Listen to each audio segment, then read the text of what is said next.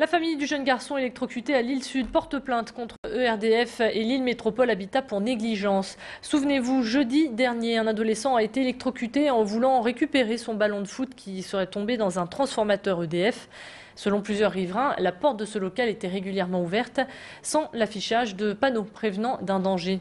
L'adolescent a reçu une décharge électrique de 15 000 volts.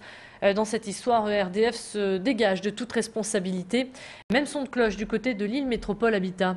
Alors qui doit assumer les conséquences de cet accident? Explication avec l'avocat de la famille au micro d'Élodie Bernachon. Le problème, c'est que le local électrique se trouve dans un immeuble LMH. LMH dit c'est ERDF le propriétaire, c'est le responsable. Si les portes sont ouvertes, c'est la faute de ERDF. ERDF dit nous sommes dans un local dont l'ensemble appartient à LMH, c'est à eux de gérer le parc. Si les portes sont ouvertes, enfin sous-entendu, si les portes sont ouvertes, c'est à leurs agents de nous transmettre l'information et de nous prévenir et on agira en conséquence.